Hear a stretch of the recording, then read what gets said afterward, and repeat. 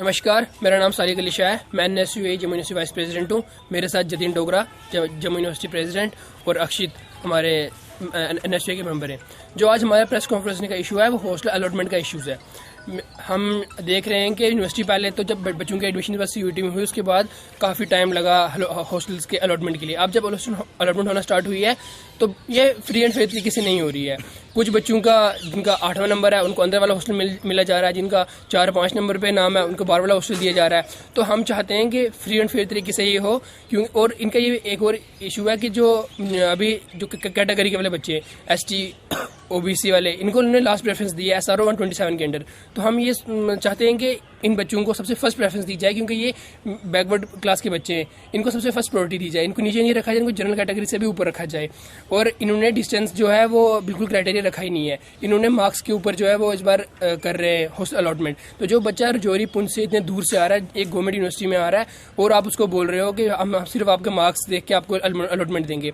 कुछ बच्चे ऐसे हैं जिनका पास में घर है, बसोली वाली साइड यहाँ पास में, और उनको हॉस्टल दे रहे हैं, वो घर जाते हैं डेली और यहाँ पे उन्हें हॉस्टल अपने बंद रखे हुए हैं। और जो बच्चे रजौरी पुंछ डोडा भद्रवाह से आते हैं उनको हॉस्टल नहीं मिल रहे हैं, उनको बोल रहे हैं कि आप PG ले लें, रूम्स ले लें। आप मुझे बताइए कि जो बच्चा एक गवर्नमेंट यूनिवर्सिटी में आ रहा है उसके पास इतने पैसे हैं, ये इतना अफोर्ड कर सकता है कि बाहर जाके वो एक हॉस्टल अफोर्ड करे, एक PG अफोर्ड करे और उसका रेंट भरे।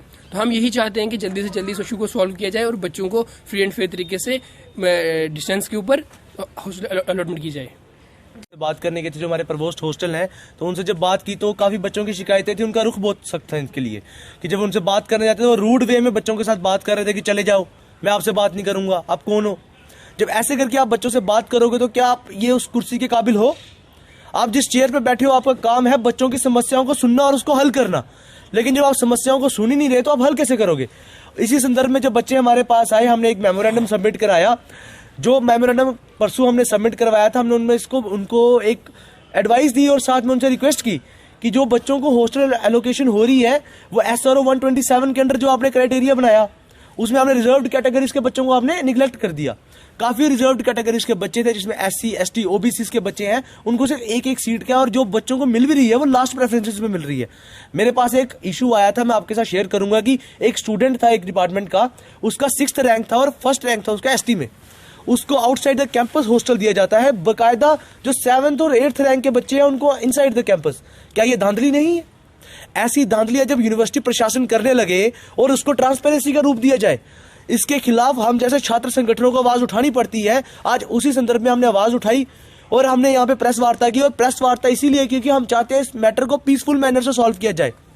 अगर ये इस मैटर को पीसफुल वे में सॉल्व नहीं करते हैं 1-2 दिन के अंदर, हमने इनको 1 हफ्ते का टाइम दिया है, लोहड़ी के बाद अगर इसको पीसफुल वे में सॉल्व नहीं किया गया तो हम इसके खिलाफ सख्त प्रदर्शन करेंगे। फिर चाहे मुझे VC चैम्बर को बंद करना पड़े, चाहे मेन गेट को बंद करना पड़े, हम करेंगे, लेकिन इस छात्रों की समस्याओं को रिजॉल्व करेंगे। क्योंकि आप सब जानते हैं कि बच्चे जम्मू कश्मीर के बाहर से भी इस बार आए हैं, कि जम्मू कश्मीर इस बार CUET का एग्जाम लिया, पहले आपने उसमें बच्चों के साथ धांधलियां की। जब एडमिशन दिलवानी थी, कई बच्चों को एक सिफारिश पर एडमिशन मिल जाती थी, कईयों के नाम होने के बाद, रैंक होने के बाद उनको अलॉटमेंट नहीं होती थी।